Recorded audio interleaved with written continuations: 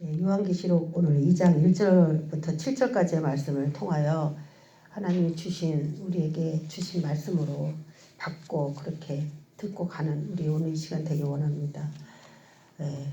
제가 요한계시록을 이제 음부, 하나님 나라 이런 거에 대해서 조금 말씀을 나눴는데 진짜 그거에 맞게 우리의 삶 속에서도 그런 일들이 일어난 거에 대해서 대비하게 하신 것을 감사드리고, 그리고 어머니가 이제 돌아가시기 바로 전에 아침에 기도하시면서 저에게 누가복음 13장을 읽어달라고 그러셨어요. 그래서 제가 누가복음 13장을 쭉 읽으면서 거기에 회개하라고 나와요. 회개하라.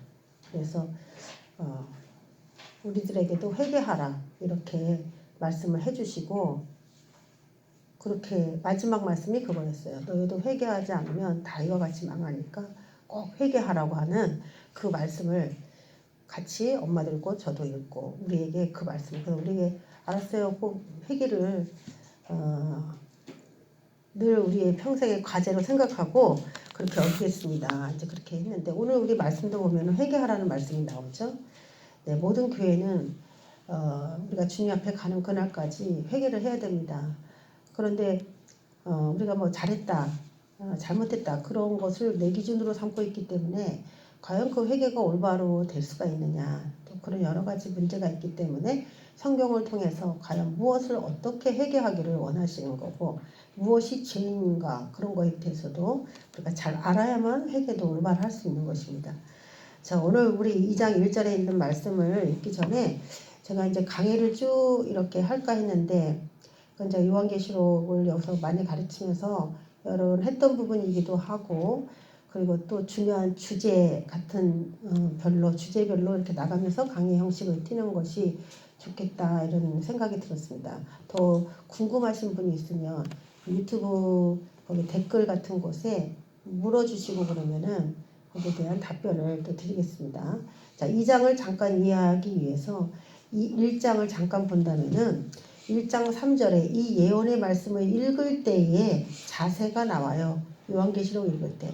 그래서 우리 친정어머니가 이제 이때에 돌아가셔서 저는 생각하기를 요한계시록 뒤에 이제 장차 어떤 일이 일어날 거냐에 대해서 굉장히 많이 기록이 되어 있는데 이런 일들이 일어나는 것을 보지 않고 초반에 이렇게 하나님이 데려가신 것이 아닌가 그런 생각도 들고, 굉장히 건강하신데 갑자기 또 돌아가시게 돼서 사람의 인생은 참 헤아릴 수가 없다 그런 생각도 듭니다.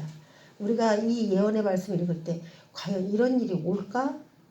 아유, 일어날 수가 없는 일이야 라고 하지만 부지불식간에 일어날 수가 있습니다. 그래서 어떤 마음으로 이 요한계시록을 대해야 하는지 1장 3절에 그게 나옵니다. 이 예언의 말씀에 읽는 자와 듣는 자와 그 가운데 기록한 것을 지키는 자는 복이 있다. 네, 읽어야 된다는 거예요. 들어야 복이 있다는 겁니다. 왜 그러냐? 그 가운데 기록한 것을 지키는 자가 복이 있다라고 말했기 때문입니다. 요한계시록이 끝나는 22절에는 지키는 자들에게 복이 있다 그렇게 하고 끝나요. 결국에는 요한계시록 1장과 22장을 짝을 맞춰보면 읽는 자와 듣는 자가 22장에는 사라져버리고 없습니다. 그러면 결국 어떤 자만 존재하느냐? 읽고 듣고 많은 사람들이 기록한 것을 지키려고 노력하지만 끝에 남아있는 사람은 지키는 자만이 남아있는 거예요. 그런 사람이. 그러면 읽고 듣는 이유는 무엇이냐? 지켜야 한다는 것을 인간이 알아야 하기 때문이다 라는 것이죠. 그래서 저와 여러분이 많이 아는 게 중요한 게 아니라 아는 것을 얼마나 실천하느냐, 그것을 요한계시록에서 굉장히 당부하는 것입니다. 왜 그러느냐? 때가 가까웠기 때문이다. 그러니까 너희들이 꼭 읽어라 라는 거예요. 요한계시록을 교회에서 안 가르치고 괜찮다 이렇게 하면 안 된다는 거죠. 계속 상기하고 읽어야 된다는 것입니다. 자, 그러면 요한계시록에서는 어떤 내용이 기록이 되어 있느냐? 1장 19절에 보면은 내가 본 것과 지금 있는 일과 장차 될 일을 기록하라고 그렇게 요한에게 지시를 내렸어요. 그래서 여기서 세 가지가 나옵니다. 요한이 무엇을 받느냐에 우리가 집중을 해야 되는 거고, 그리고 지금 그 시대 2000년 전에 교회에서 무슨 일이 일어나고 있느냐, 그런 것들에 대해서 우리가 알아야 되고, 또 장차 될 일을 기록하라 그랬으니까 장차 무슨 그 일은 사건을 말합니다. 장차 무슨 사건이 일어나는 것이냐, 그것을 우리에게 알려주려고 하는 거예요.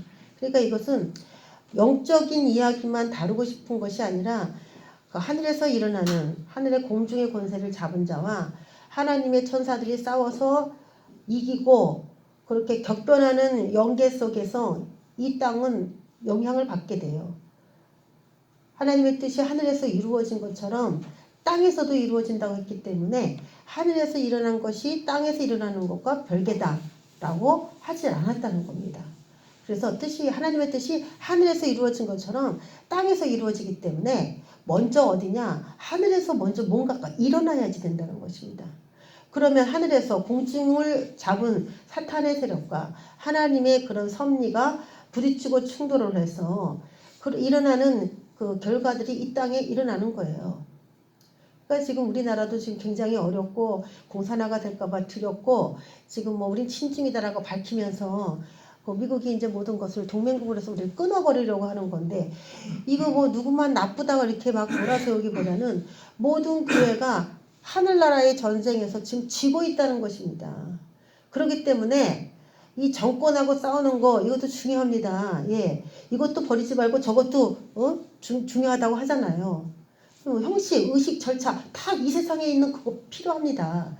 그렇지만 그것만 아니고 정의, 국률, 믿음 이게 중요하다고 한 것처럼 우리가 이 세상에 일어나는 거 막아내야 됩니다. 중요합니다. 그렇지만 그것만 가지고는 안 된다는 거예요. 하늘에서 일어나는 어떤 현상에 대한 반응이기 때문에 우리의 초점은 혈육과 싸우는 것이 아니라 하늘의 권세, 주관자, 악의 영들에 대해서 싸워야 한다라고 먼저 무엇을 해야 되는가 그것을 얘기해 주는 거예요. 그래서 하나님 나라와 그 의를 먼저 구하고 그 다음에 이제 다른 거 그거 먼저가 무엇이냐, 이 먼저 우선순위인데 지금 장차 될 일이라고 하니까 영적으로만 일어날 일인가 보다 하면서 요한계시록을 영적으로 이렇게 풀어가려고 하는데 어떤 관점을 가져야 되냐면 장차 될 모든 이 세상에 일어나는 일들이 여기 다 기록되어 있는데 이런 일들은 왜 일어나는지 영계를 또 소개하고 있어요. 이 요한계시록이. 그래서 영계에서 이게 땅에서 일어나는 일이냐 하늘에서 일어나는 일이냐가 배경을 여러분이 잘 캐치를 하시는 것이 중요합니다. 그래서 땅에서 어떤 일이 일어났다면 왜 땅에서 이런 일이 일어났지? 라고 하는 그런 질문을 가지고 영계에서 이렇게 진행이 됐기 때문에 땅에 이런 일이 일어났구나 결부시켜서 생각해 볼 수 있어야 된다는 것입니다. 한 가지 세상, 우리가 영계에서 삽니까? 우리는 분명히 물질계에서 삽니다.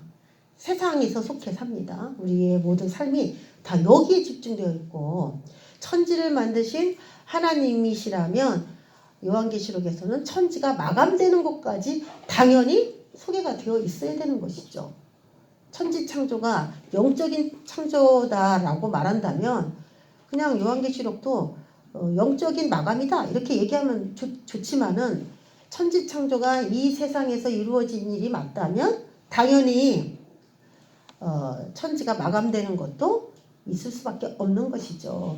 그래서 이 장차 될 사건에 대해서 반드시 어떤 사건이 어떻게 일어나냐 천기는 구별할 줄 알면서 시대는 분별하지 못한다면 그것은 예수님이 언제 재림할지 준비하기가 어렵다는 것입니다. 자, 그런 맥락이에요. 자, 계시록을 통하여 장차 무슨 일이 일어나는지와 그때 교회가 어떤 말씀을 지켜야 하는지에 집중해야 됩니다. 요한계시록을 들을 때는. 교회가 뭘 지키라는 것이지? 그거 하나를 발견해야 되고요. 꼭 지키지 않으면 큰일 나는 뭔가가 있다는 겁니다. 지켜야만 하는 뭔가. 읽고 듣는 의도가, 뜻이. 그걸 여러분이 찾아내셔야 되고, 요한계시록 읽을 때.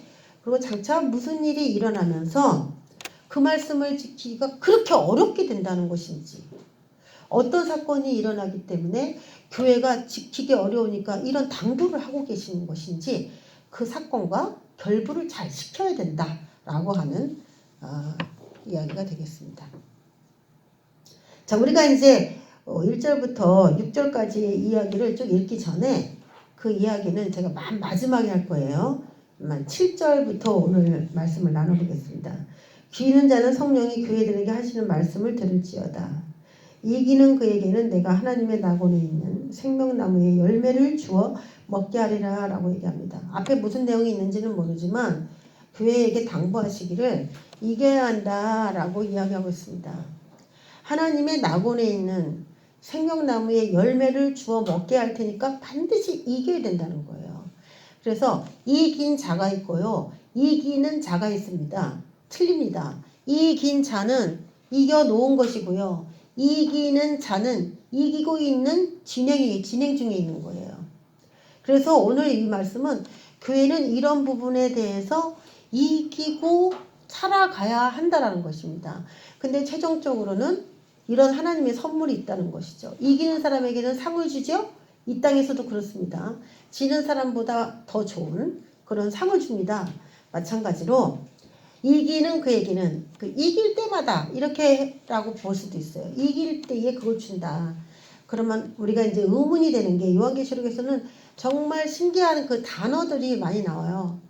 하나님의 낙원, 성경에 많은 부분이 나오지 않았어요. 이 낙원이라는 말이 몇 구절 안 나와요. 근데 그 중에 한 구절이 요한계시록이에요.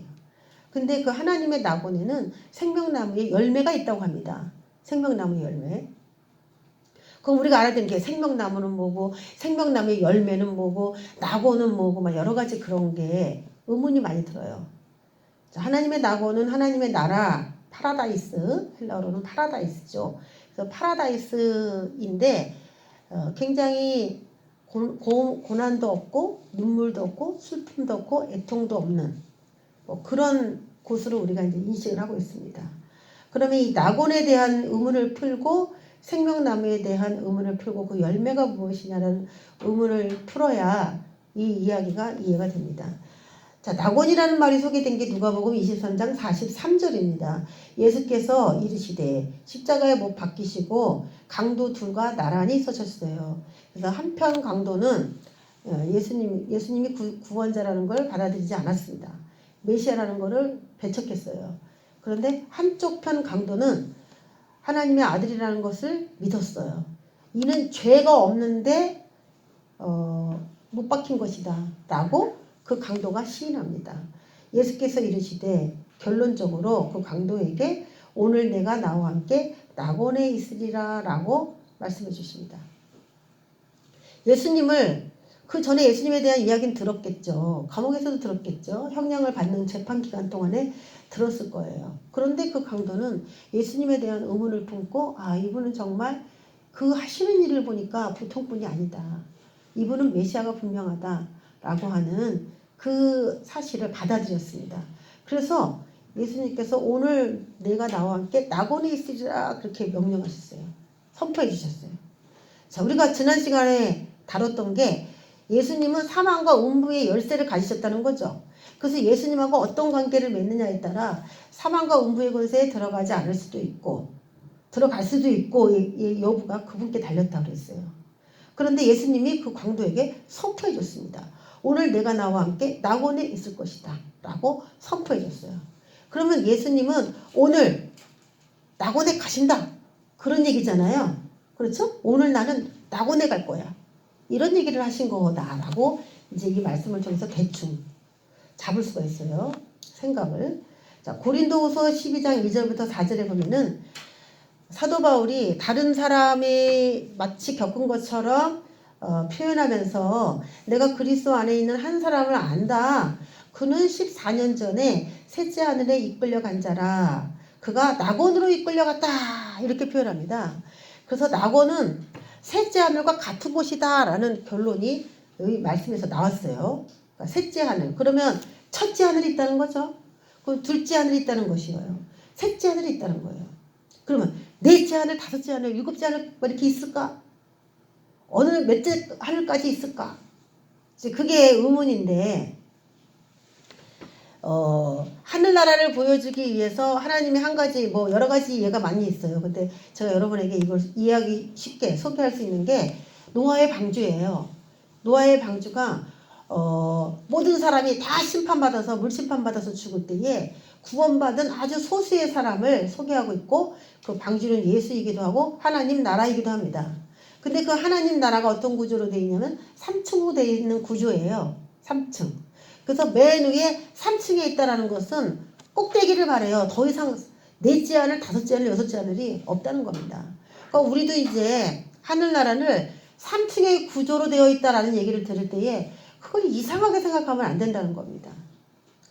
그럼 지하의 세계 우리가 봤잖아요. 무저갱도 보고 음부도 보고 음부 안에 사람이 그냥 잠을 잘 수 있는 곳도 있지만 고통받는 곳도 있다 그랬어요. 그러면 이 음부라고 하는 영역 안에도 분명히 계층이 나눠져 있다는 것은 너무 기정사실화 되는 거죠.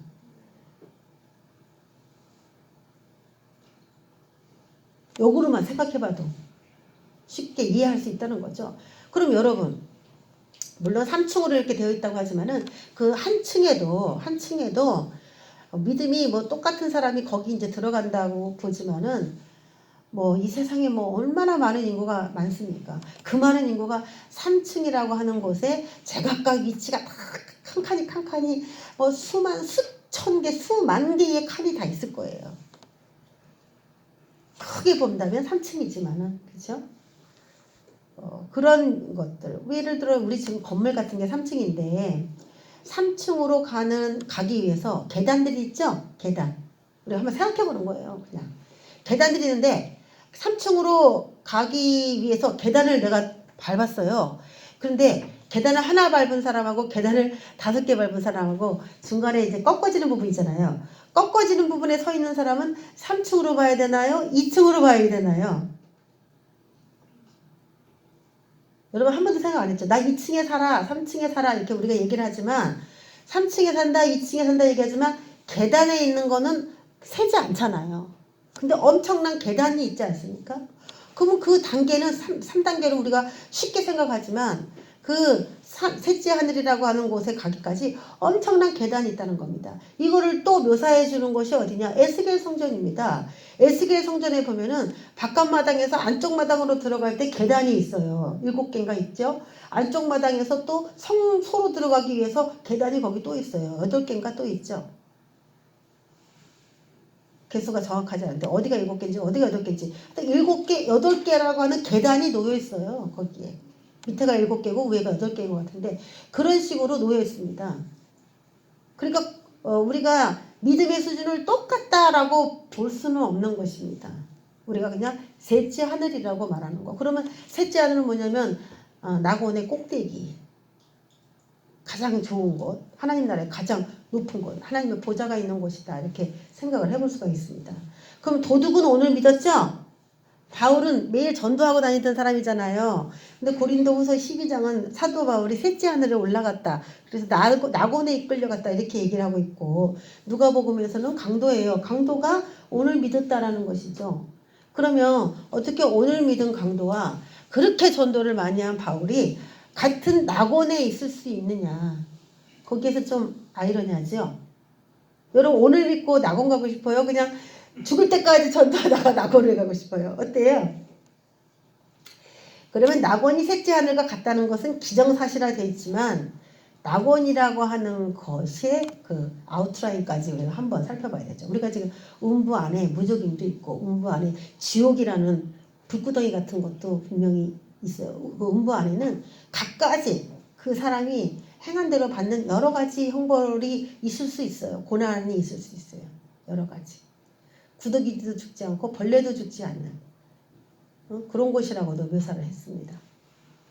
그렇다면은 분명히 하나님 나라도 이렇게 큰 아웃라인은 뭐라고 얘기하는 거고 작은 3층은 또 뭐라고 얘기하는 거예요. 3층은 낙원이다 이렇게 분명히 얘기한다. 여기까지 이제 말씀을 통해서 우리가 알 수 있습니다. 그렇다면은 왜 이 오늘 믿은 강도가 예를 들어 이 낙원이 그냥 셋째 하늘만 말하는 곳이라면 아직 우리가 셋째 하늘만 말하는 것인가? 그건 아직 모르니까 어떻게 그런 영광을 얻었나? 셋째 하늘이라고 봤을 때 자, 이 말씀을 좀 자세히 본다면은 누가복음 23장 40절에서 43절인데요. 강도 하나가 예수님을 막 메시아가 아니라 하면서 비방하니까 한 강도가 그 사람을 막 꾸짖으면서 내가 동일한 정죄를 받고서도 하나님을 두려워하지 않느냐? 이 사람 하나님 믿은 사람이 안 믿은 사람이에요. 지금 이 강도. 너 동일한 정죄를 받고서도 하나님을 두려워하지 아니하느냐? 그러면서 너 하나님 두려워해야 돼. 너 지금 네가 죄를 많이 져서 사형 언도를 받았잖아. 그러니까 하나님을 두려워해야 되는 것인데 거기다가 하나님의 아들이신 그분을 지금 너 모함하면은 너 더 큰 죄를 짓는 거야. 이렇게 말하고 있어요. 그러니까 이 강도는 이분이 하나님의 아들이라는 걸 아주 100% 믿고 있었다는 겁니다. 그리고 하나님을 두려워한다는 거예요. 두려워하는 사람이라는 거예요. 근데 왜 그런 일을 했는지는 모르지만 원래는 그게 원어로는 뭐 반역의 행위를 한 것을 말합니다. 로마에 대해서 반역의 행위를 한 것을 가리키는 원어예요. 여기서 강도라고 나오지만. 그래서 이 십자가는 뭐 돈 훔치고 위해서 달리는 형틀이 아니고 국가 모독을 하는 그런 반역자에게 언도하는 그런 사형제도입니다. 우리는 우리가 행한 일에 상당한 보응을 받는 것이니, 예, 이게 중요한 거예요. 이것 때문에 강도가 낙원에 갈 수 있었다라는 것입니다. 죽기 전에 뭐 회개하지 뭐 사람들이 쉽게 생각하는데 그게 아니에요. 우리는 우리가 행한 일에 상당한 보응을 받는 것이다. 어디에서? 이 땅에서요. 우리가 지금 그리스도인들이 이 땅에서 고난을 받는 이유를 여러분 잘 생각해 봐야 됩니다. 왜 내가 예수를 믿는데 이렇게 고난을 받지? 왜 이렇게 되는 것이 없지? 이 땅에서 우리가 지었던, 우리 조상이 지었던 우리 유전자 안에는 엄청난 죄들이 들어있습니다. 그것을 우리가 의를 행함으로, 의가 죄를 덮을 수 있다 그랬죠? 의를 행함으로 그 10,000가지나 되는 그 죄가 혹시 있다 할지라도 다 덮어야 돼요. 어디에서? 이 땅에서요. 이 땅에서. 근데 우리는 과거에 다 우리 부모들이 우상숭배했고 음란했고 폭력을 행사하고 많은 사람들을 학대했을 너무나 많은 가능성들이 있어요. 우상숭배한 나라이기 때문에 악하게 살았을 가능성이 여기 있는 모든 분들의 부모, 조상들 다 있어요. 그런데 그럼에도 불구하고 더 악을 행해가지고 잘 먹고 잘 사는 일을 도모한 그런 사람들은 죽어서 그 벌을 받아야 되는 거예요. 근데 이 땅 가운데 하나님이 우리를 연단하신다라는 개념에는 불 속에 집어넣어서 불순물을 뺀다라는 개념이 있습니다. 그래서 내가 예수를 믿을 때는 내가 다 괜찮은 사람인 줄 알고 예수를 믿지만 예수를 믿고 하나님이 하나하나 우리에게 죄를 지적하실 때 내가 참 죄인이구나를 깨닫게 됩니다. 그래서 돌이키죠. 그래서 이 땅에서 돌이키느냐 돌이키지 않느냐, 이 땅에서 주님의 연대를 감사하게 받느냐, 주님에게 원망하고 불평하면서 난 이런 죄를 진 적이 없는데 왜 내가 이렇게 살아야 됩니까? 라고 따지는 사람하고는 천지 차이인 거예요. 나 이제 주님의 뜻대로 안 살고 내 막 살 겁니다. 이러면서 자기가 옳은 대로 일을 추진하고 사는 그런 사람들이라면 하나님이 그것을 어떻게 해야 되는 것이죠. 그래서 음부는 어떻게 보면 정화의 장소다. 우리 옛날에 그 종교개혁할 때 많이 썼던 이야기예요. 정화의 개념이 있었어요. 그래서 정화의 불이라고도 했어요. 근데 기독교가 계속 발전하면서 정화의 불이라는 개념이 다 없어져 버렸어요. 예수 믿으면 그냥 부활하고 천국이다 이렇게 교회에서 너무 간단하게 가르쳤기 때문에 교회 안에서 정화라든지 이런 섬김, 사랑, 국률 없이 다 제각각이 이기적으로 돼버린 거예요. 다 이기적인 신앙생활이 돼버린 거예요. 내 거 하나 내주려고 하지 않아요. 사랑하려고 하지 않아요. 이 강도가 어떻게 낙원으로 갈 수 있었냐? 자기가 지은 죄에 대해서 자기가 이 땅에서 그 보응을 받았다는 거예요. 십자가 가장 무서운, 가장 중한 죄를 졌을 때 지는 그 죄의 벌을 자기가 받고 그리고 예수를 입으로 시인하고 그리고 죽었다는 거예요. 그래서 우리가 뭐 여기 아프다 저기 아프다 수술도 뭐 수십 번 받으면서도 또 살고 또 살고 또 살고 연장을 계속 이렇게 해주시는 이유는 선을 행할 수 있는 기회를 하나님이 주시는 것이 아닐까라는 생각도 자기 스스로 해보시기 바래요. 다른 사람에게 적용하지 마세요. 이 말씀을. 자기 스스로에게 적용하세요. 왜? 이유는 여러 가지야. 아픈데도 살려주는 이유는 여러 가지이기 때문에 그거 한 가지라고는 볼 수 없으니까 자꾸 이것을 제3자에게 적용하지 말고 내 자신에게 적용을 하는 거예요. 회개할 기회를 주는 것이고, 그리고 우리가 행한 일에 대해서 보응을 여기서 받는 것이 훨씬 낫기 때문이 아닐까. 우리 그러면 예수를 믿으면 죄값을 예수님이 십자가에 다 해결했는데 왜 우리가 죄에 대해서 그렇게 받아야 됩니까? 이게 지금 기독교계의 의문입니다. 그래서 그것도 저의 의문이었기도 했어요. 근데 그 의문을 해소시키는 구절 하나가 있죠. 자기 십자가를 지고 나를 쫓을 것이니라예요. 자기 십자가라는 게 있어요. 예수님은 온 인류의 죄를 위해서 십자가를 지고 가셨지만은 거기에 내 죄도 있습니다. 그것이 끝이 아니라는 거죠. 각자가 자기 십자가라고 하는 그 십자가 안에서 해결해야 할 자범죄들이 다 있는 것입니다. 십자가가 그럼 몇 개예요? 예수님이 지신 온 인류를 위한 십자가, 대속의 십자가가 또 있는 것이고, 자기가 자기의 삶 속에서 날마다 지고 가야 되는 자기 십자가가 또 있는 것입니다. 그것을 부인하니까 예수님의 십자가로 모든 죄가 다 해결됐다 하니까 회개하지도 않고 회개 자체를 부인하는 종교도 나오는 거예요. 영생교. 회개가 필요 없다는 것입니다. 회개가 필요가 없다 그러면 우리가 오늘 하는 이 2장, 3장의 7교회에게 회개하라가 5번이나 나왔는데 교회가 왜 회개할 필요가 없습니까? 자기가 지은 죄에 대해서 그 십자가가 뭐예요? 예수님께서 딱 오실 때 세례 요한이 얘기하지 않습니까? 세상 죄를 지고 가는 하나님의 어린 양이다라고 그랬어요.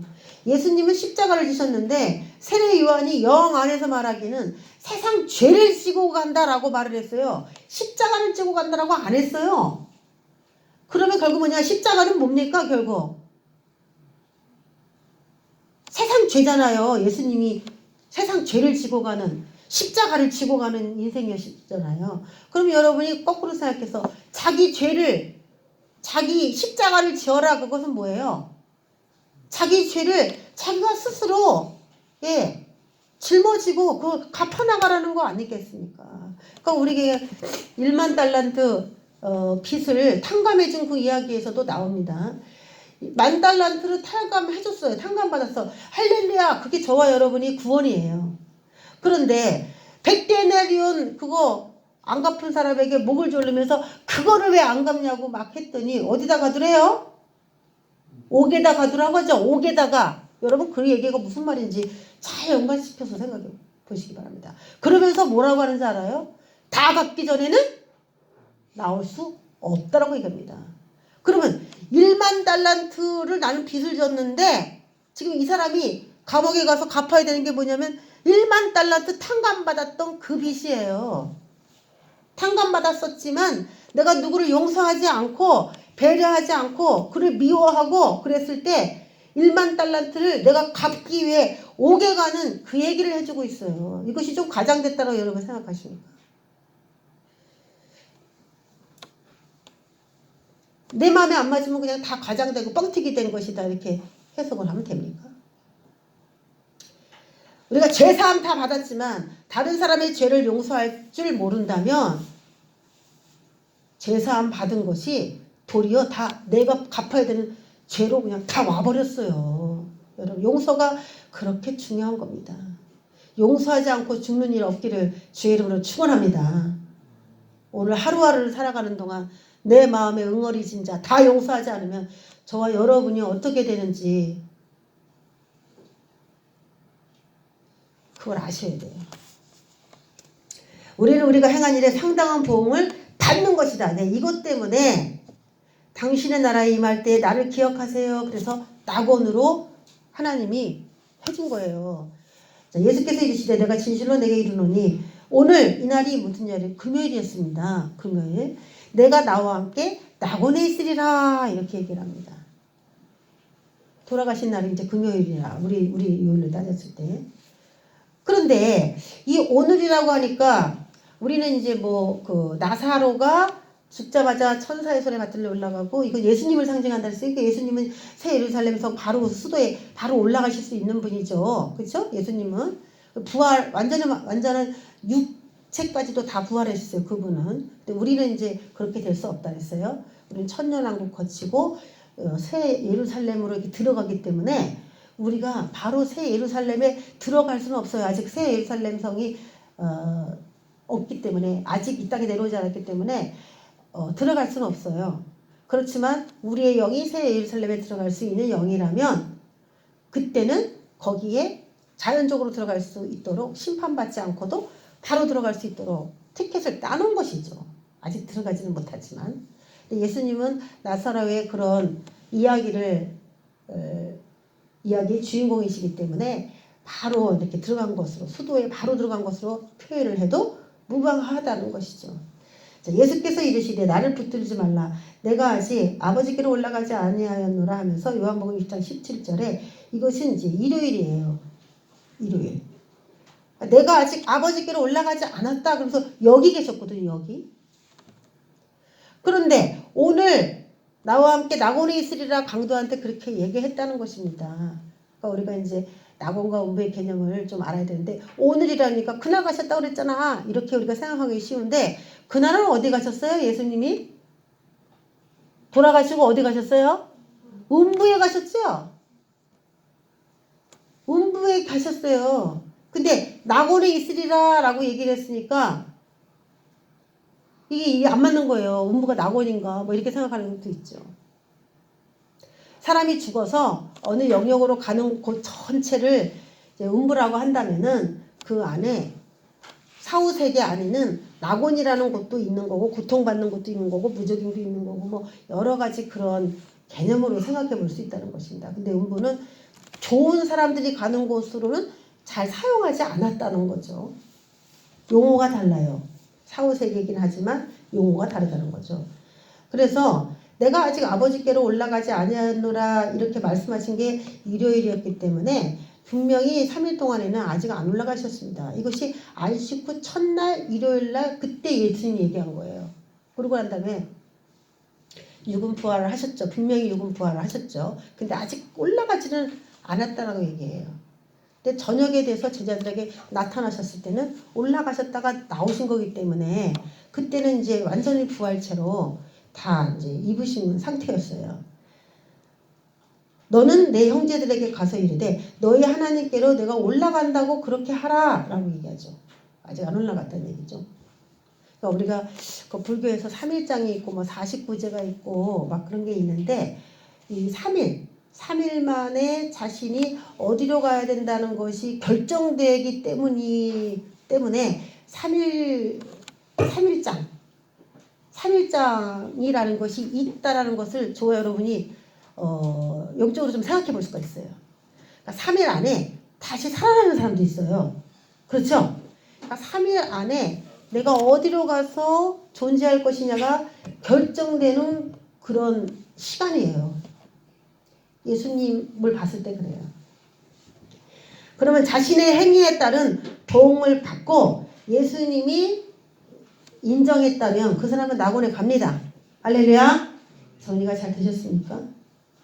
내가 악을 행했는데 이 땅에서 죽을 때까지 너무 형통하다가 죽었다. 부러워하지 마세요. 그리고 믿는 사람인데 죽을 때까지 제대로 이렇게 하나님의 뜻을 행하다가 전제 조건이 그거예요. 하나님의 뜻을 행하다가야. 하나님의 뜻을 행하다가 그러다가 빛을 보지 못하고 뭐 어마어마한 영광을 누리지 못하고 돌아가셨다 할지라도 그 사람은 낙원에 가게 되겠죠. 자, 그러면 이제 낙원은 셋째 하늘이다. 거기까지는 확실하게 알겠는데 낙원의 더 큰 의미를 한번 알아보겠습니다. 낙원은 과연 어디를 말할까? 내가 하나님의 낙원에 있는 생명나무의 열매를 주워 먹게 돼요. 요한계시록에 이거는. 요한계시록 우리가 지금 좀 전에 읽었던 하나님의 낙원에 있는 생명나무의 열매를 주워 먹게 하리라 그랬어요. 그래서 낙원에는 뭐가 있냐? 생명나무가 있습니다. 그러면 생명나무가 있는 곳을 파헤친다면은 거기가 바로 낙원이다라고 하는 그런 해석이 나오게 되겠어요. 그럼 생명나무를 한번 추적해 볼게요. 창세기 2장 8절부터 9절까지 보면은 하나님이 동방 에덴에 동산을 창설하시고 동산 가운데 생명나무와 선악을 알게 하는 나무도 있었습니다. 네, 에덴 동산에 생명나무가 있었습니다. 그럼 에덴 동산을 다른 말로 표현해 보세요. 그럼 뭐라고 할 수가 있습니까? 낙원이다 이렇게 표현할 수가 있어요. 그 요한계시록 22장 1절부터 2절 말씀에 보면은 이제 이것은 뭐냐면 천년왕국은 20장에 나오고 21장부터는 새하늘과 새 땅이 소개되고 있습니다. 새하늘과 새 땅. 그러면 새 하늘과 새 땅이면 완성된 땅이거든요. 이미 이제 뭐 다 심판받을 거 심판받고 불못에 들어갈 건 다 들어가고 완전히 이루어진 그런 새 하늘과 새 땅인데 그가 수정같이 맑은 생명수의 강을 내게 보이니 강 좌우에 생명나무가 있어 12가지 열매를 맺되 달마다 그 열매를 맺었다. 생명나무가 있었습니다. 그래서 새 하늘과 새 땅에 생명나무가 있었구나라는 걸 알 수가 있어요. 그러면 낙원과 에덴 동산과 새 하늘과 새 땅이 같은 것이구나 이렇게 알 수가 있었어요. 그러면 에덴 동산과 새 하늘과 새 땅이 같은 것이냐를 이제 연구를 해봐야 되는데 에덴 동산에는 뭐가 존재하냐? 죄도 있었어요. 죄. 뱀이 죄를 지었죠. 아담이 죄를 지었죠. 하와가 죄를 지었죠. 네, 죄가 있었어요. 에덴 동산에. 그리고 누가 존재했냐? 죄를 짓게 하는 뱀, 사탄이 존재했습니다. 에덴 동산에. 물론 나중엔 다 쫓겨났어요. 죄를 지은 인간이 쫓겨났지만 죄 자체가 없지는 않았어요. 신기한 나라야, 이 나라가. 이 차이를 잘 아시기 바랍니다. 죄는 있었으나 죄 있는 사람이 살 수는 없는 곳이에요. 쫓겨났어요. 그래서. 그리고 새하늘과 새 땅을 보니까 죄를 짓게 하는 용도 다 무저갱으로 던져버리고 그리고 불못에 다 무저갱에 갔다가 다시 천년왕국 끝나면 풀려나갔다가 나중에 불못으로 다 들어가 버렸어요. 그리고 죄와 사탄이 완전히 없는 백보자 심판대에서 의롭다고 칭함받은 그 사람들만이 새하늘과 새 땅에 갔어요. 완전한 부활체로. 사망과 죽음이 없어요. 그러면 우리가 쉽게 생각할 때 에덴 동산은 천년왕국을 상징하고요. 새하늘과 새 땅은 천년왕국이 끝난 다음에 오는 새하늘과 새 땅을 상징합니다. 상징이 아니라 말하는 거예요. 에덴 동산에 그럼 천년왕국에는 죄가 있느냐? 죄가 있을까요? 없을까요? 천년왕국에 죄가 있다. 메시아 왕국인데 어떻게 죄가 있어요, 목사님? 천년왕국 죄가 없습니다. 이렇게 생각하죠? 네, 이사야서에 보면은 65장인가 거기 새하늘과 새 땅이 나오는데 이사야서에 나오는 새하늘과 새 땅하고 요한계시록에 나오는 새하늘과 새 땅은 다릅니다. 이사야가 본 새하늘과 새 땅은 백세가 되어 죽은 사람이 저주받은 사람이다 이렇게 말을 해요. 백세가 못 돼서 죽으면 저주받은 사람이다. 죽음이라는 게 있습니다. 백세가 못 되어 죽을 수도 있습니다. 죽음이 있다는 것은 육체가 있다는 것입니다. 육체가 있다는 것은 죄를 지을 수 있는 가능성이 그 유전자 속에 있다는 얘기예요. 그러니까 완전한 사람과 뭔가 죄가 있는 사람이 같이 있어요. 천년왕국에서는. 그래서 이 에덴 동산은 천년왕국을 상징하기도 합니다. 그리고 새하늘과 새 땅은 더 완전한 나라라고 볼 수가 있습니다. 그래서 이 낙원은 여러분 우리가 오늘 봤지만 예를 들어 요 표현으로 본다면 낙원 곧 셋째 하늘에 이끌려 갔다 사도 바울이 얘기할 때 그 셋째 하늘은 새 하늘과 새 땅, 새 예루살렘이라고 하는 수도를 본 것이고요. 그리고 에덴 동산이라고 하는 것은 더 큰 의미의 하나님 나라예요. 그러니까 이거 에덴 동산도 하나님 나라고 새 하늘과 새 땅도 하나님의 나라인데 우리는 그걸 그냥 낙원이라고 하나보다. 왜? 생명나무가 있으면 그 자체가 낙원이 되는 것입니다. 이해가 되세요? 그럼 생명나무가 뭔지를 알아야 생명나무가 뭐지? 그걸 알아야 낙원이라는 개념이 무엇인지를 어딘지를 알 수가 있게 돼요. 추적해 가는 거야. 이거 성경은 다 뭐지? 퍼즐을 맞춰서 하나의 거대한 그림을 만들어내야 되는데 생명나무가 있는 곳은 다 낙원이구나. 그럼 낙원은 하나님의 나라거든요. 그럼 하나님의 나라는 어디 있어요? 하나님의 나라는 여기 있다 저기 있다 하지 못할 것이다. 하나님의 나라는 너희 안에 있다고 그랬잖아요. 낙원은 저와 여러분 안에 이미 있다고 그랬어요. 음부도 우리 안에 있어요. 우리 혀에서 나오는 모든 불의한 말 죽이는 말이 지옥불에서 나오는 것이다. 이렇게 야고보서가 얘기하고 있거든요. 그럼 우리 안에 지옥불이 있다는 거죠. 그걸 혀로 막 쏟아낸다는 것이에요. 우리 안에 그것이 다 존재합니다. 그러니까 내가 키워야 된다고 했잖아요. 계속 그걸 강조하잖아요. 내가 뭘 이 안에다가 키워가느냐에 따라 내가 거기에 있게 되는 것이죠. 하나가 돼갖고 있는 거예요. 낙원은 생명나무가 존재하는 에덴 동산부터 완전한 새 하늘과 새 땅까지 전부를 칭하는 말입니다. 노아의 방주에 1층, 2층, 3층 전체를 다 뭐라고 말할 수 있냐? 낙원이라고 말할 수 있는 거예요. 그러면 저와 여러분이 여기서 1층 낙원에 있는 사람도 있고 2층 낙원에 있는 사람도 있고 여러분 안에 있는 하나님 나라에 여러분이 3층 안에도 있을 수가 있어요. 여러분이 안에서 낙원을 여기다 만들어야 돼. 계속 계단을 밟고 올라가야 돼. 그래서 더 3층 그 낙원에 셋째 하늘에 점점 가까이 올라가야 되는 게 여기 안에 있다는 거 우리 안에. 그럼 생명나무가 무엇인가를 찾아보겠습니다. 생명나무가 과연 무엇이냐? 생명나무의 정체. 생명나무를 알아보겠습니다. 자, 생명나무, 영생.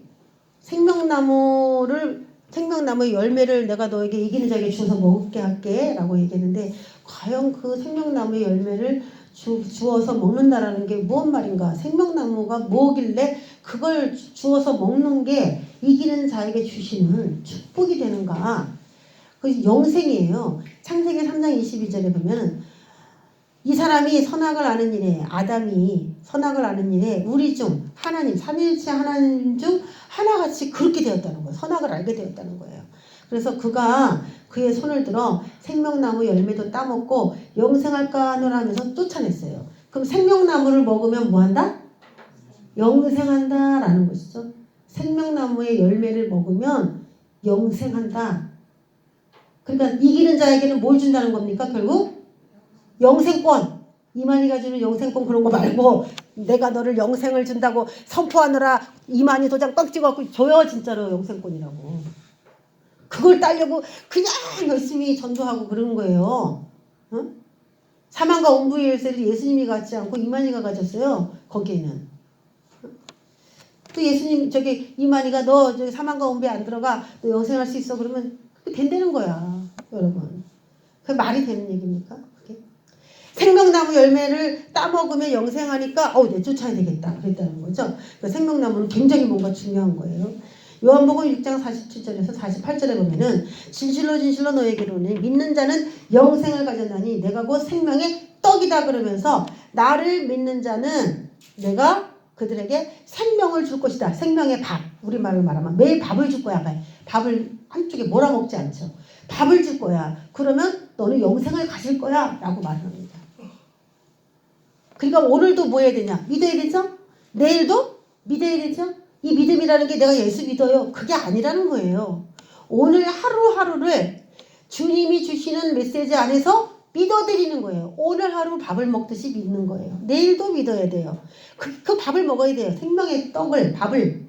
그러면 영생은 하루아침에 만드는 것이 아니라 매일매일 영생의 크기를 우리 안에다가 크게 만들어 가야 된다는 얘기가 되는 거예요. 죽은 다음에 영생 못 받을까 봐 찔찔매고 막 불안해하고 그게 아니에요. 오늘도 영생을 향하여 나가는 삶으로 매일매일 살지 않으면 그건 어렵다는 거죠. 그러다 보니까 죄와 부딪히게 되고 싸우게 되고 죄를 거스르게 되고 거기 고난이 오고 사람들 다 그렇게 사는데 너는 왜 그렇게 안 살아? 바보야? 착하게 살면 다 바보라고 그래. 한 대 때려줘. 승질나면 소리도 질러. 이렇게 우리를 가르치잖아요, 세상이. 그럼 주의 말씀을 또 붙잡는 거예요. 나는 날마다 십자가를 지노라. 나는 날마다 죽노라. 그러면서 인내한다면 그 사람은 승리하는 겁니다.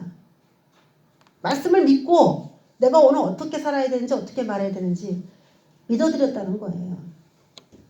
그래서 예수님이 곧 생명입니다. 예수님이 생명이고 예수님이 주시는 이 말씀, 입에서 나오는 이 말씀을 먹으면 영생을 가질 수 있다는 겁니다.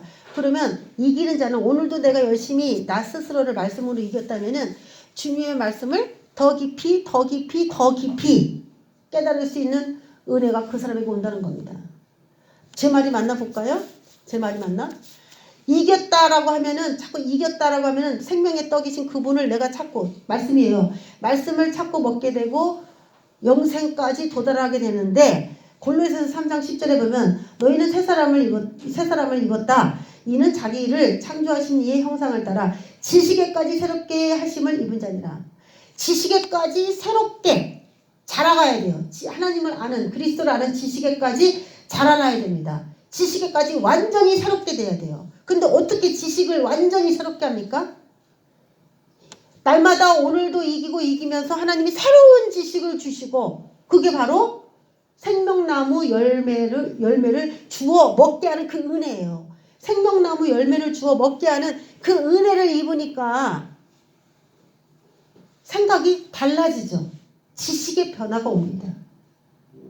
그러니까 우리가 하나님에 대해서 잘 모른다. 그거는 불행한 겁니다. 이기지 못했다는 거예요. 여러분, 제가 유튜브에 이걸 올리잖아요. 그래서 하나님, 많은 사람들이 이 유튜브를 보게 하실 겁니까? 제가 이제 그런 거를 물어봤어요. 하나님, 많은 사람이 유튜브를 보게 될까요? 제 유튜브를 보게 될까요? 듣게 될까요? 그랬어요. 그때 하나님이 저에게 하신 말씀이, 개에게, 돼지에게 진주 안 준다는 거예요. 진주를 주지 않는다. 그 말씀을 저에게 깨닫게 해주셨어요. 그러니까 정말 합당한 사람에게 합당한 지식과 합당한 이론을 주시는 것이지, 그 외의 사람들은 와도 안 들려요. 여기 앉아있어도 안 들려요. 다 놓쳐요. 그것이 제 문제가 아니에요. 듣는 사람들의 문제예요. 저는 똑같이 얘기를 했을 뿐인데 받아들이는 사람이 다 다르다면 누구의 책임이겠습니까? 제가 한 말이 너무 잘 들리고 이해가 되고 나도 저렇게 살아야 되겠다, 동조가 된다면 그 영은 살아있는 거고, 오늘도 이기고 있기 때문에 하나님이 그 사람에게 은총을 주고 있는 게 확실한 것입니다. 그 내가 많은 사람이 보진 않겠구나 그런 생각을 했습니다. 꿈은 깨야 되겠다. 몇십만 구독자, 몇백만 구독자 이런 거는 뭐 예전에 내려놔야 되겠다. 생명나무의 열매를 주어 먹게 되면은 그 사람의 사상과 생각이 예수님화 돼요. 예수님화. 새로운 지식으로 변화가 돼요. 자, 그러면 디모데전서 6장 12절 보면은 예수님 믿으면 바로 믿는 자는 영생을 가졌나니, 요한복음에서 그러니까 믿는 자는 그냥 영생을 믿자마자 확 온 거 아니에요? 이렇게 얘기를 하니까 영생을 위해서 그 생명나무의 열매를 주어서 날마다 먹어야 된다고 생각하지 않잖아요. 이미 뭐 예수를 믿었고 영생을 얻었는데 뭘 자꾸 생명나무 열매를 먹어서 영생을 얻으라고 그래? 이렇게 생각하기 쉬운데, 디모데전서 6장 12절이 그 말씀이 아니라는 것을 증거합니다. 믿음의 선한 싸움을 싸워라. 영생을 취하라. 이를 위하여 내가 부르심을 받았고 라고 얘기합니다. 이거 교회에게 하신 말씀이죠. 예수를 믿자마자 영생을 취하는 것이라면 믿음의 선한 싸움이라고 하는 이 선한 싸움을 날마다 싸워야 될 이유가 없는 것입니다. 믿음의 선한 싸움을 싸워라. 그래서 결국 얻는 것이 무엇이냐? 영생을 취하라 이거예요. 그럼 우리가 지금 신앙생활하면서 매일 이겨야 되는 이유가 뭡니까? 영생이 아직 확보되지 않았기 때문이죠. 그렇죠? 가나안 땅은 영생이 확보된 땅인데 광야는 그 영생으로 가는 코스입니다. 코스, 광야 생활은. 교회는 광야 생활이에요. 그래서 광야 교회에 대해서 스데반 집사가 사도행전 7장에서 얘기를 하고 있습니다. 그러니까 교회에서 영생의 시작은 됐지만, 생명의 시작은 됐지만, 생명나무는 어디서부터 있냐? 광야에서부터 있어요. 말씀을 줬잖아. 시내산에서 말씀. 그게 생명나무의 열매예요. 그거 먹었어, 이스라엘 백성들이. 그렇지만 많은 사람이 또 죽었죠, 광야에서. 영생을 취해야 되는 숙제를 가지고 교회가 살아가야 된다. 그것 때문에 우리가 부르심 받았다 이 말이에요. 여기 앉아 있다는 거예요. 그래서 우리가 이제 누가 돌아가실 때 제일 걱정되는 게, 그분이 과연 얼마만한 생명으로 하나님 앞에 순종하고 믿음으로 살았는지, 그거를 생각해 보면 너무 슬퍼서 울기도 하고 마음에 안도가 되기도 하고, 이제 두 가지가 다 있죠. 저와 여러분이 10년 후에도 지금의 지식과 똑같은 지식을 공유하고 있다면은 저와 여러분은 잘하지 않은 거예요. 하나님에 대해서 더 많이 알아야 됩니다. 할렐루야. 내가 체험한 하나님, 내가 만난 하나님, 내가 성경을 통해서 배운 하나님이 여러분 안에 많이 내장되어 있는 것과 영생은 반드시 상관이 있어요. 내가 좋은 교회에서 좋은 말씀을 듣는 것과 세상 얘기만 하는 교회에서 세상 얘기만 듣는 것과 내 영이 거기에 나를 앉힌 거잖아요. 누가 거기 갔어요? 자기가 갔잖아요. 왜 그렇게 됐느냐? 자신의 영 관리를 하지 않았기 때문인 거죠. 그러면 이제 알았어요. 아, 교회가 생명나무의 열매를 주어서 먹으면서 하나님을 하나하나 알면서 이렇게 가야 되는데, 그럼 이겨야지 이렇게 된다는 거죠. 이겨야 낙원에도 가고 뭐 셋째 하늘에도 가고 영생에도 도달을 하고 그러는 건데, 무엇을 이겨야 되는지 이제 한 절 한 절 읽어보겠습니다. 에베소서 교회의 사자에게 편지하라. 오른손에 있는 7뼈를 붙잡고 7 금초대 사이를 거니시는 이가 이르시되, 1절입니다. 이르시되 가라사대죠. 그래서 오른손에 있는 7뼈를 붙잡는 그분이 누구냐?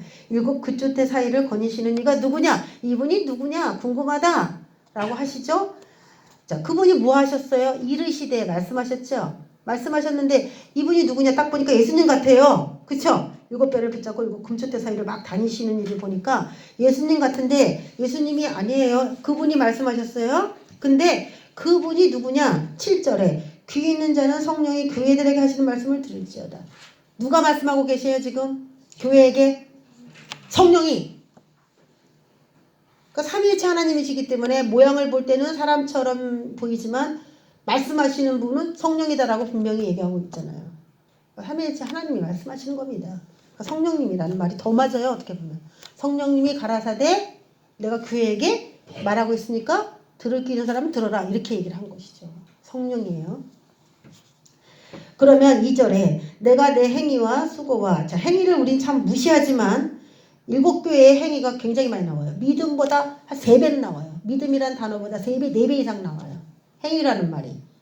이 예수 믿었으면 똑바로 행동해야 되는 것이 나와 있습니다. 내가 내 행위와 수고와 내 인내를 알고 또 악한 자들을 용납하지 아니한 것과 자칭 사도라 하되 아닌 자들을 시험하여 그의 거짓된 것을 내가 드러낸 것과 또 내가 참고 내 이름을 위하여 견디고 게으르지 아니한 것을 아노라. 그러면서 계속 그렇게 살아라 이렇게 얘기를 하고 있죠. 그러면 이기는 거예요. 자, 그러면 교회가 지금 이 세상에서 싸워야 되는 이게 음부의 권세예요. 이 낙원에 못 들어가도록, 영생하지 못하도록 계속 교회 안에서 무슨 문제가 발생하는데 그 안에서 성도들이 해야 될 게 뭐냐? 첫 번째, 악한 자들을 용납하지 않아야 된다는 것이에요. 악한 자들이 물론 뭐 행동으로 악하고 막 이런 거는 말고, 교회는 그 가정같이 뭐 그 가정교육 가르치는 곳이 아니잖아요. 영적인 교육을 가르치는 곳이잖아요. 그러니까 다른 교회에서 잘못 배운 거, 잘못 알고 행동하는 거, 그런 거 목회자가 당연히 말을 해야 돼요. 그런데 조심해야 될 게, 성도가 목사한테 악한 자들을 용납하지 말라고 그랬어요. 그러면서 목사님 이거 잘못됐고 이거 잘못됐고 위계질서를 파괴하고 그렇게 하지는 마세요. 권위 있는, 지금 에베소 교회 사자에게 편지했죠. 사자. 우리가 1장 1절에 보면은 그 계시의 전달 체제가 나옵니다. 하나님으로부터 계시가 예수님에게 가요. 예수님의 계시가 천사에게 갑니다. 천사가 요한에게 계시를 줬고 요한은 주의 종들에게 이 요한계시록을 줬어요. 이게 하나님의 계시 전달 방법이에요. 하나님에게서 예수님에게로, 예수님에게서 천사로, 천사의 메시지가 요한에게로, 요한의 메시지가 주의 종들에게로 갔습니다. 이게 영적 서열이었어요. 그래서 지금 이 악한 자를 용납하지 않았던 걸 칭찬받는 존재는 누구냐면 에베소 교회의 사자예요. 이 사자는 영어로는 엔젤인데, 어떻게 주의 종이냐 엔젤이냐 누구냐라고 보지만 계시 전달 체제에서 하나님이 말씀하신 것을 예수님에게 주시고 예수님이 천사에게 주고 천사가 요한에게 주고 이런 식으로 줬기 때문에, 요한이 만약에 그 어떤 교회를 하고 있으면은 요한에게 전달해야 될 그 지식을 이 천사가 준 게 돼요. 결국은 하나님이 이 요한에게 메시지를 줘야 되는 천사에게 줬다라는 말과 엔젤에게 줬다는 말과 요한이라고 하는 어떤 교회의 사자에게 줬다는 말은 같은 말로 볼 수가 있는 것입니다. 이해가 되세요? 그 에베소 교회의 엔젤에게 주면은 이 엔젤의 메시지는 당연히 에베소 교회의 목회자에게 가게 되어 있다라는 것입니다. 그래서 이것을 뭐 엔젤이라는데 왜 목회자라고 해석을 하냐 뭐 따지고 그러지 마세요. 그렇게 전달이 되게 돼 있어요. 그럼 악한 자들을 용납하지 말고 그것에 대해서 해야 되는 게 누구냐? 목회자가 해야 됩니다. 교회 질서를 위해. 그러니까 목사님이 여러분에게 어떤 거에 대해서 말을 할 수가 있는 거예요. 그걸 감사하고 달게 받는다면 여러분도 변화가 될 수 있는 거고, 목회자가 그것을 뭐가 악한 건지 그걸 또 배워야 되는 것이죠. 악한 자들을 용납하지 아니한 거, 그것이 이제 계속돼야 됩니다. 그러면 교회가 이기고 하나님의 새로운 생명나무 열매인 그 말씀에 깊이 있는 지식을 계속 꺼낼 수 있게 돼요. 두 번째, 거짓을 드러내는 것과 자칭 사도라고 하는 직함을 가지고 있는데 말을 들어보니까 거짓 사도야. 그걸 분별했다는 거예요, 이 목회자가. 그래서 그 거짓말을 아니다 라고 드러내서 참 진리를 전했어요. 예수님만이 구원자다. 그 당시에 율법도 지켜야 되느냐 막 그런 논쟁거리가 많았는데, 그런 것들을 딱 종식시키고 율법 가운데 몇 가지, 사도행전 15장에 예루살렘 회의할 때 딱 나오는 거 있죠. 음행을 멀리하고 뭐 목매어 죽은 거 그거 멀리하고 피를 멀리하라, 뭐 그런 얘기가 나와요. 그런 것들은 기본적으로 준수하되 율법을 다 지키라고 준 건 아니다. 율법의 정신은 반드시 지켜라. 근데 율법의 정신은 지켜라. 그러면서 율법의 정신을 요약을 해서 예루살렘 회의할 때 공포를 했죠. 자, 그런 거짓이 무엇이냐, 참이 무엇이냐를 드러냈다는 겁니다. 또 세 번째, 예수님의 이름 때문에 참고 견디는 거, 그게 저와 여러분이 해야 될 거예요. 그거 잘 하시길 주의 이름으로 축원합니다. 그거 잘해야 돼요. 내가 뭐 때문에 참아요? 예수의 이름 때문에 참는 거예요. 같이 팔걷어붙이고 싸우고 그러지 마세요. 예수 이름 때문에. 그거 못했다, 진 거예요. 은혜가 안 돼요. 은혜 받는 삶을 살 수가 없어요. 날마다 해야 돼요, 이것도. 처음 사랑을 버렸느니라, 이거 책망받았는데, 그 유지하는 거. 이것도 이제 우리가 싸워야 될 일들이에요. 처음 사랑, 처음 행위. 또, 니골라당의 행위가 뭡니까? 육신적으로는 죄를 지어도 영만 깨끗하면 된다는 거예요. 육신적으로는 그냥 막 죄를 지어도 육과 영혼이 완전 분리되는 삶으로 얘기를 해요. 근데 육은 마음이 있는 곳에 몸이 가는 거고 그러는 것이죠. 어떻게 따로 갑니까, 이게. 그러니까 교회 안에 악을 행하도 괜찮다라고 하는 그 합법성을 자꾸 니골라당이 준 거예요.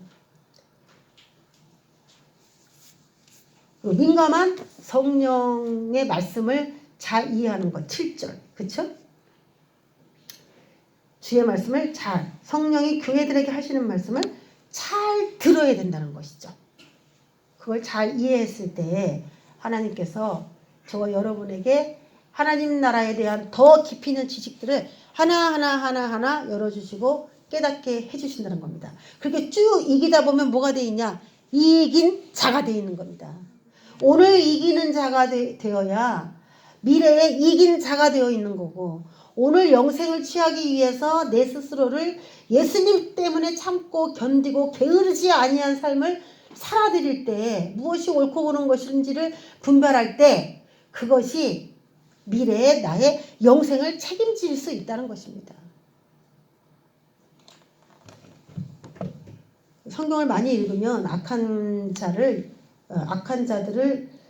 자가 뭔지, 거짓이 뭔지 그런 걸 다 알게 되니까요. 결국 말씀을 성령의 마음으로 읽을 수 있도록 그런 마음을 갖는 것이 가장 중요한 것입니다.